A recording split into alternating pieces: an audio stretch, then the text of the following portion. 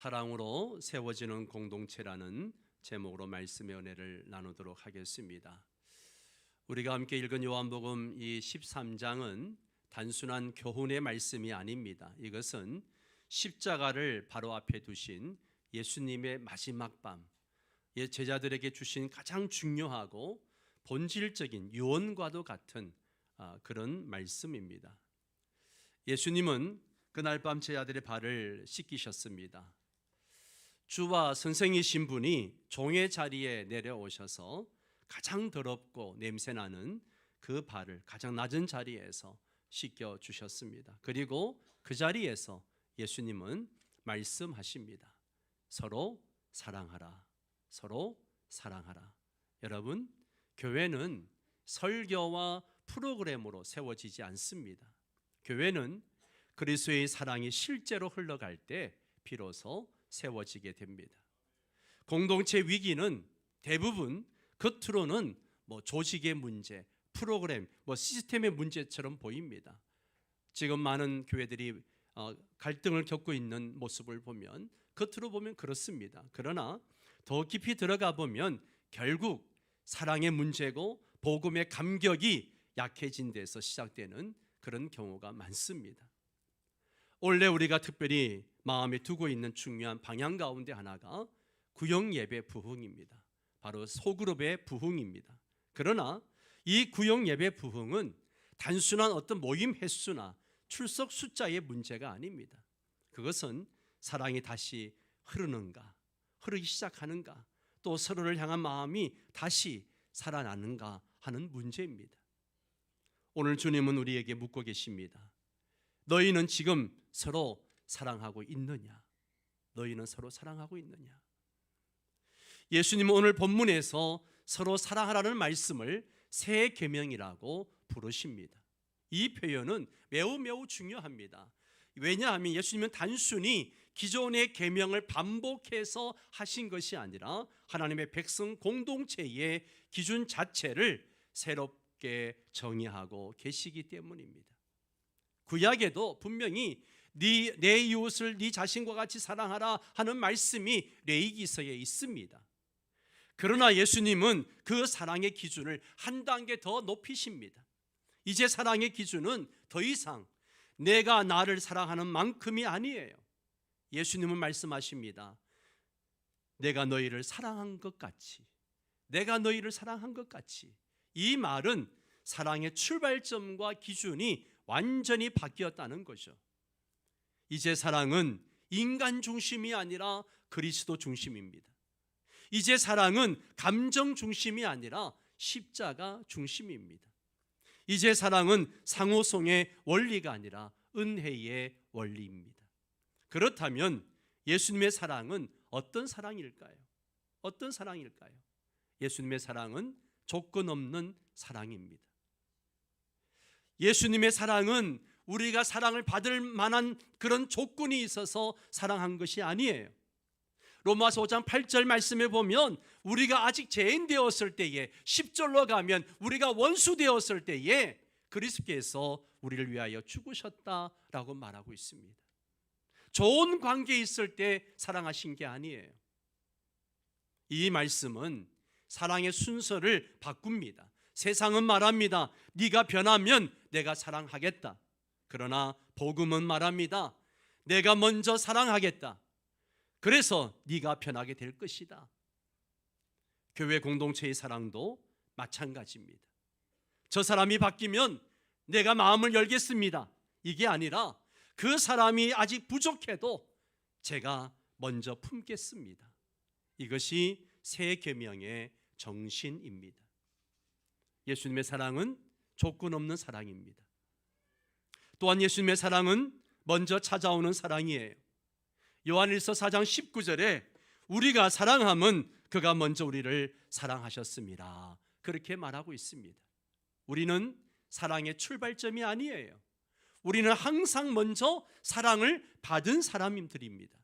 그래서 교회 공동체에서 누군가는 항상 먼저 손 내미는 사람이 있어야 합니다. 먼저 연락하고, 먼저 찾아가고, 먼저 용서하고, 먼저 이해하려고 하고, 먼저 기도하는 사람. 그 사람이 바로 복음을 가장 잘 이해한 사람입니다. 왜냐하면 복음을 안다라고 하는 것은요, 내가 먼저 찾아온 사랑의 대상이었다는 것을 아는 것이기 때문에 그렇습니다. 예수님의 사랑은 먼저 찾아오는 사랑이었어요. 또한 예수님의 사랑은 포기하지 않는 사랑이었습니다. 이 요한복음 13장의 전체 문맥을 보십시오. 예수님은 가룟 유다가 배신할 것을 알고 계셨습니다. 그럼에도 불구하고 예수님은 그 유다의 발을 씻겨 주셨습니다. 이것은 매우 충격적인 장면입니다. 사랑은 상처받을 위험을 감수하는 거예요. 사랑은 배신당할 가능성을 알면서도 포기하지 않는 것입니다. 교회 공동체 안에서 사랑이 어렵게 느껴지는 이유는요, 사람이기 때문에 그렇습니다. 우리는 모두 불완전하고 때로는 실망을 주고 상처도 주고 기대에 몸실 때가 많습니다. 그러나 새 계명은 이렇게 말합니다. 그럼에도 불구하고 내가 너희를 사랑한 것 같이 너희도 서로 사랑하라. 이 사랑은 인간적인 사랑이 아니라 십자가를 통과한 사랑인 줄 믿습니다. 또한 예수님의 사랑은요, 끝까지 사랑이에요. 끝까지 사랑. 이 요한복음 13장 1절 말씀을 보십시오. 자기 사람들을 사랑하시되 끝까지 사랑하시니라. 끝까지. 여기에 끝까지라고 하는 헬라어의 뜻을 보면 두 가지가 있어요. 하나는 시간적으로 끝까지, 또 하나는 정도에 있어서 극진히, 완전히라고 하는 뜻을 갖고 있습니다. 예수님의 사랑은 중간에 포기하는 사랑이 아니에요. 예수님의 사랑은 상황이 좋아질 때만 유지되는 사랑이 아닙니다. 예수님의 사랑은 끝까지 책임지는 사랑입니다. 이것이 교회 공동체의 사랑의 방향이에요. 쉽게 끊어내는 사랑이 아니라 포기하지 않는 사랑입니다. 또한 예수님의 사랑은요, 희생의 사랑이에요. 요한복음 15장 13절에 이렇게 말씀하십니다. 사람이 친구를 위하여 자기 목숨을 버리면 이보다 더 큰 사랑이 없나니 그랬습니다. 십자가는 사랑의 최종적 정의입니다. 사랑은 결국 나를 내려놓는 거예요. 내 권리, 내 자존심, 내 편함을 내려놓는 것입니다. 여러분, 교회 공동체에서 사랑이 실제가 되는 순간은 언제입니까? 내가 오를 수 있지만 관계를 위해서 내가 한 걸음 물러설 때, 내가 상처받았지만 복음을 기억하면서 내가 먼저 용서하기로 그렇게 선택할 때, 내가 바쁘지만 누군가를 위해서 시간을 내어줄 때, 그 자리가 바로 십자가가 공동체 안에 적용되는 자리인 줄 믿습니다. 주님의 사랑은 희생의 사랑입니다. 사랑하는 성도 여러분, 이 사랑은 인간적으로 보면 불가능해 보입니다. 그래서 이것은 단순한 도덕 명령이 아니에요. 복음 안에서만 가능한 새로운 삶의 방식입니다. 우리가 이 사랑을 할 수 있는 유일한 이유는 우리가 이미 이 사랑을 먼저 받았기 때문이에요. 이 자리에 이 사랑을 받지 못한 사람 없습니다. 주님은 우리 모두를 그렇게 사랑하셨습니다. 그래서 오늘 이 말씀은 우리에게 이렇게 묻습니다. 나는 예수님의 사랑을 기준으로 사람을 보고 있는가? 아니면 여전히 내 기준, 내 감정, 내 상처를 기준으로 보고 있는가? 나는 공동체 안에서 먼저 사랑하는 사람인가? 아니면 사랑받을 때만 내가 반응하는 사람인가? 한번 여러분 자신에게 물어보시기 바랍니다. 새 계명은 우리를 정죄하기 위해서 주신 게 아니에요. 새 계명은 우리를 그리스도의 사랑 안으로 더 깊이 초대하는 그런 계명입니다. 그 사랑 안에 더 깊이 거할 때 성령께서 우리 안에 사랑의 열매를 맺게 하실 것입니다. 두 번째는 사랑은 교회 정체성을 드러내는 가장 강력한 표지입니다. 여러분, 예수님은 놀라운 선언을 하십니다. 너희가 서로 사랑하면 이로써 모든 사람이 너희가 내 제자인 줄 알리라. 여기에 분명히 말합니다. 너희가 어떻게 해요? 서로 사랑하면, 너희가 서로 사랑하면. 예수님은 제자도의 증거를 신학적 지식이나 종교적 열심이나 사역에 어떤 얼만큼 사역했느냐, 도덕적으로 얼마나 엄격하느냐, 거기서 찾지 않으셨습니다. 예수님은 오직 하나를 말씀하십니다. 너희가 서로 사랑하면, 너희가 서로 사랑하면, 이겁니다. 이 말씀은 교회 정체성을 매우 분명하게 정의합니다. 교회는 무엇을 하느냐로 먼저 평가받는 공동체가 아니라 어떻게 서로를 대하느냐, 이걸로 평가를 받는 공동체입니다. 사랑은 교회의 가장 설득력 있는 복음적 증거예요. 세상은 교회를 항상 주목합니다. 그리고 이렇게 묻습니다. 저 사람들은 왜 저렇게 사는가? 저 공동체는 무엇이 다르기에 저렇게 하나가 되는가? 교회를 보고 그렇게 묻습니다. 여러분, 사랑은요, 변증보다 강합니다. 논쟁보다 강해요. 사랑은 설명보다 강합니다. 초대교회를 향해 세상 사람들은 늘 이렇게 말했다고 전해집니다. 보라, 그들이 얼마나 서로 사랑하는가, 그렇게 말했다고 합니다. 너무너무 뜨겁게 사랑하는 모습을 보고 세상 사람들은 그렇게 말했다고 합니다.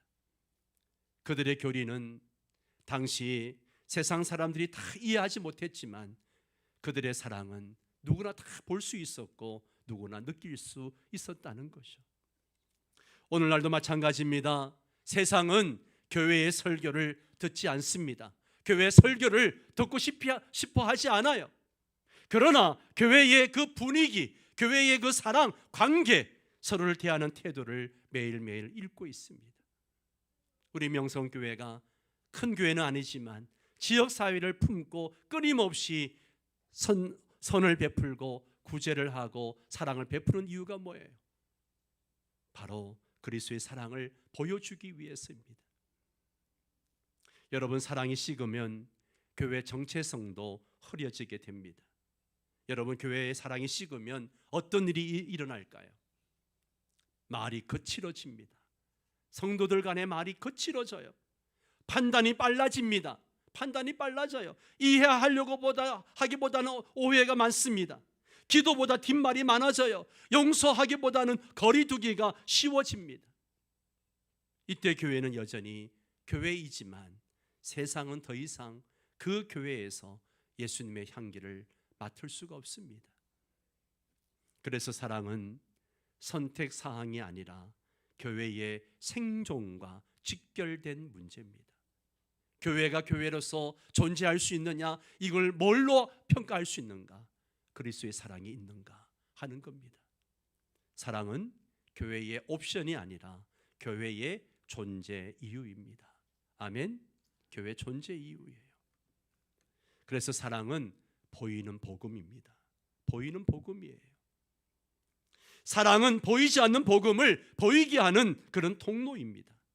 사랑은 들리지 않는 은혜를 느껴지게 만드는 통로예요. 사람들은 말합니다. 저 교회는 뭔가 다르다. 저 교회는 뭔가 다르다. 야, 저 명성교회는 뭔가 다르구나. 그 다름이 바로 그리스도의 사랑이 흘러가는 흔적입니다. 교회는 완벽해서 빛나는 게 아니에요. 저와 여러분 완벽한 사람이 아니에요. 그러나 사랑하기 때문에 빛나는 공동체가 되는 줄 믿습니다. 세 번째로, 구역 예배는 십자가 사랑이 훈련되는, 그리고 연습되는 그런 자리입니다. 여러분, 구역 예배는 교회의 어떤 행정 조직이 아니에요. 단순한 친목 모임도 아닙니다. 구역 예배는 십자가 복음이 관계 속에서 실제로 훈련되는 하나님의 영적 훈련장이에요. 청년들은 셀 모임이 바로 그런 훈련장입니다. 이런 대예배는 복음을 선포하는 자리입니다. 이 예배에서는 늘 복음이 선포되어집니다. 저는 설교 준비하면서 가장 신경 쓰는 부분이 내 설교에서 복음이 빠져 있는가, 이것을 늘 점검하고 십자가 복음을 최소 2-3번은 증거하려고 애를 씁니다. 복음이 증거되는 자리예요, 이 대예배는. 그러나 구역 예배는 그 복음을 살아내는 자리입니다. 살아내는 자리예요.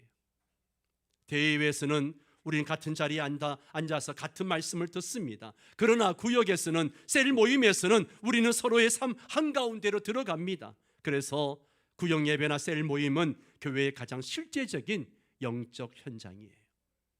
영적 현장입니다. 구역은 짐을 서로 지는 공동체로 부르심을 받았습니다. 사도 바울은 6장 2절에서 이렇게 말합니다. 너희가 뭐하라? 짐을 서로 지라. 그리하여 그리스도의 법을 성취하라. 여기서 말하는 짐은 뭐예요? 봉사가 아니에요. 이것은 삶의 무게, 마음의 고통, 가정의 어떤 여러 가지 문제들, 경제적 어려움, 관계의 상처들을 포함하는 거예요. 구역은 바로 이러한 짐들을 혼자가 아니라 함께 지도록 부르심받은 공동체입니다. 오늘날 많은 성도들이 교회에 나오지만 여전히 혼자 짐을 지고 있습니다. 겉으로는 웃고 앉아있지만 속으로는 무너지고 있어요. 이렇게 대예배에서는 서로 괜찮은 척, 경건한 척 앉아있지만 수많은 문제들을 가지고 예배 자리에 성도들이 나옵니다. 그런데 그걸 우리가 몰라요. 믿음이 흔들려도 말할 사람이 없습니다. 그러나 구역 모임이나 셀 모임은요, 하나님께서 그런 성도들을 위해 예비하신 함께 지는 공동체라는 은혜의 통로라는 사실이에요. 우리는 구역이나 셀 모임에서 이렇게 말하는 자리입니다. 형제님, 자매님, 그 짐을 혼자 지지 마세요. 우리가 함께 기도하겠습니다. 우리가 함께 울겠습니다. 우리가 함께 버텨내겠습니다. 이것이 바로 십자가 공동체인 줄 믿습니다. 이게 바로 은혜의 공동체입니다. 그리고 구역은 삶이 드러나는 자리이기에 사랑이 실제가 되는 자리입니다. 여러분, 이런 대예배에서는요, 비교적 우리가 정돈된 모습으로 이렇게 질서 있게 예배를 드립니다. 그러나 구역이나 셀 모임에서는요, 내 삶의 민낯이 다 드러나는 거예요. 다 드러납니다. 내 성격 문제, 내 자녀 문제, 부부 갈등, 경제적 어려움, 직장에서의 그 스트레스, 신앙의 침체, 관계의 상처, 이런 것들이 구역 안에서, 셀 모임 안에서 자연스럽게 나누다 보면 다 드러나는 거예요. 그래서 소그룹이 불편한 때가 많아요. 왜냐하면 사랑은 언제나 실제적인 문제를 동반하기 때문에 그렇습니다. 그러나 바로 그 지점이 복음이 가장 실제가 되는 자리인 줄 믿습니다. 그리스도의 사랑은 추상적인 말이 아닙니다. 그리스도의 사랑은 구체적인 삶의 자리에서 드러나는 사랑이에요. 말씀만 나누고 삶을 닫아두는 공동체는요, 결코 깊어질 수 없습니다. 결코 친밀해질 수 없어요. 건강해질 수 없습니다. 그러나 삶을 열어놓는 공동체는요, 비로소 서로를 품는 진짜 공동체가 됩니다. 그래서 구역 모임이나 셀은요, 불편함을 통해서 십자가를 배우는 자리입니다. 십자가를 배우는 자리예요. 사랑은 항상 나를 내려놓게 합니다. 시간을 요구하고 감정을 요구하고 인내를 요구합니다. 그래서 구역이나 셀 예배는 이렇게 느껴질 수 있어요. 야, 오늘은 그냥 쉬고 싶다. 오늘도 또 이야기를 들어야 하나? 왜 늘 같은 사람이 같은 문제를 반복하고 있지?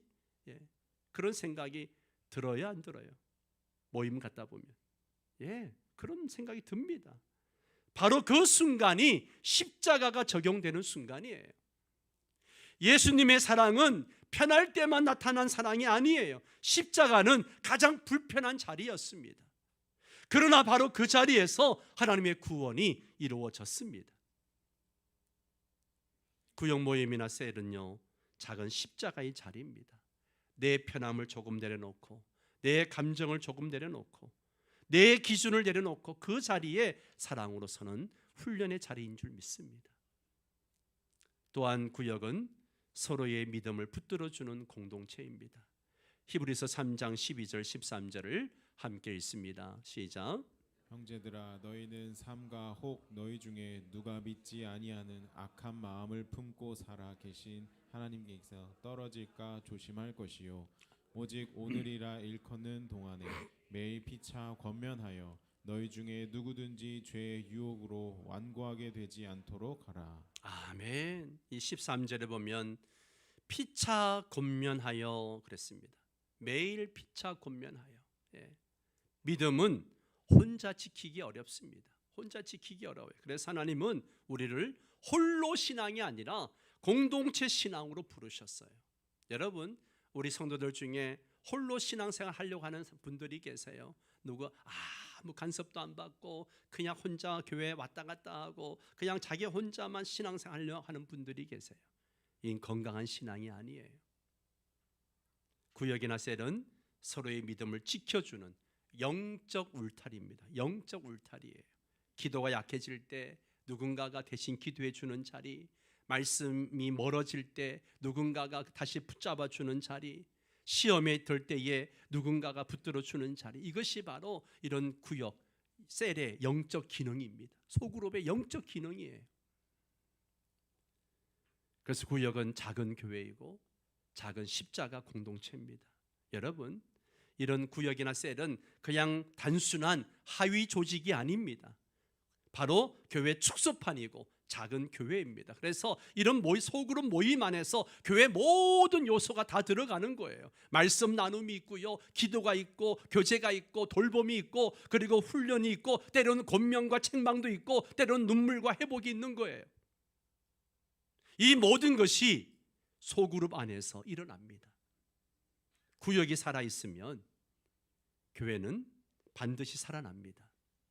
구역이 기도하면 교회가 기도하게 됩니다.